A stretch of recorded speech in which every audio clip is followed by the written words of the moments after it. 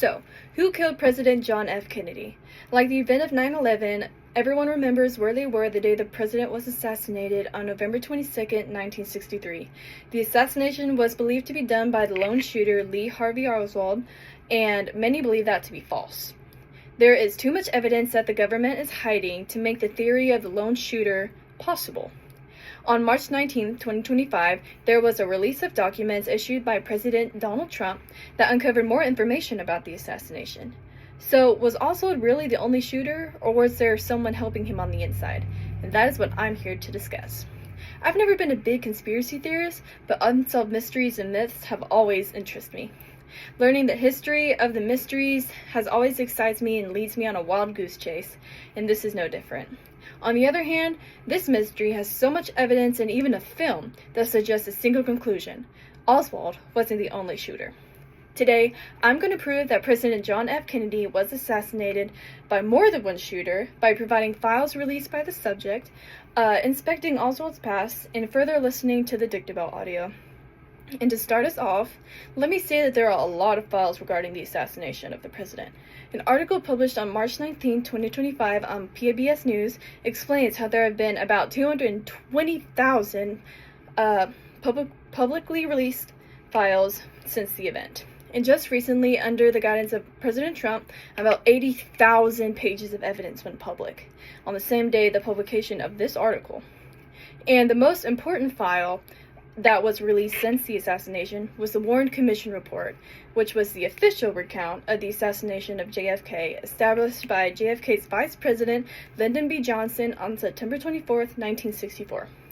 It was created to alleviate the fears of Americans that really wanted to have closure from the event.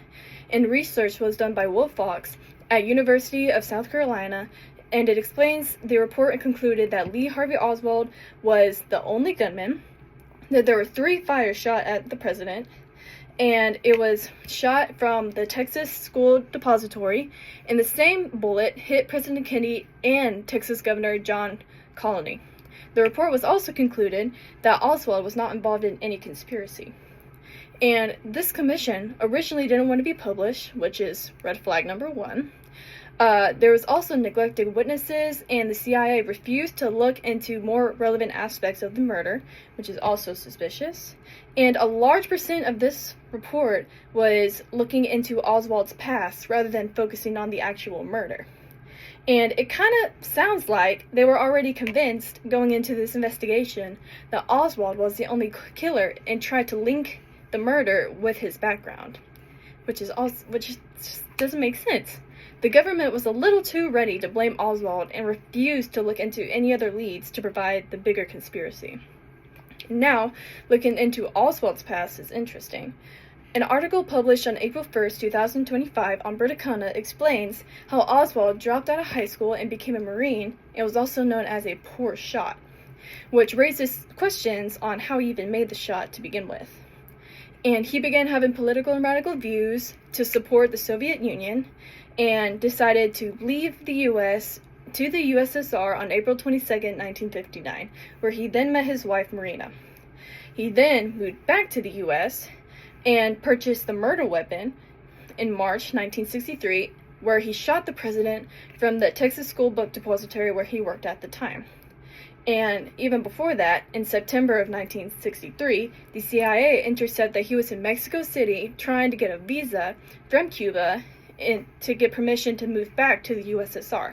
The CIA already knew of this man's whereabouts and was already suspicious of him, but they never did anything, which is also a red flag.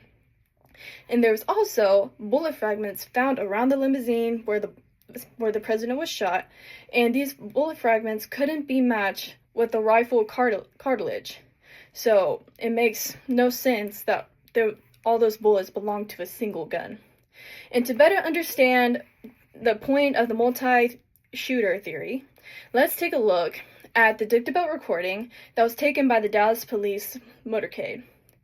And this audio was uploaded on YouTube by the Kennedy Colonel channel and was published on July 1st, 2012.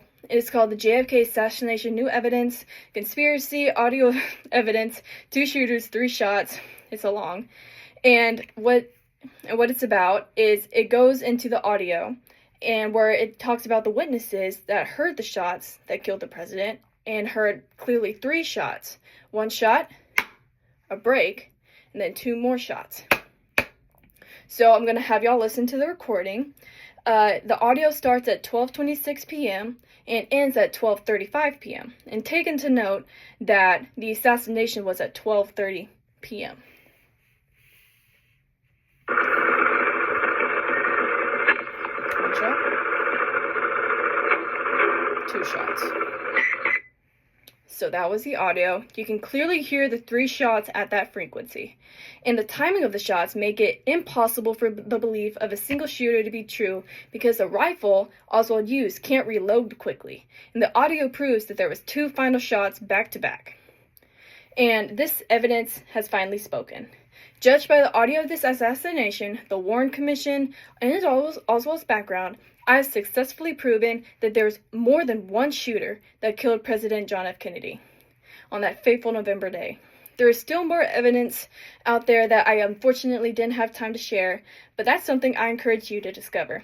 The multi-shooter theory is believed by many, and there is a reason for that. Thank you.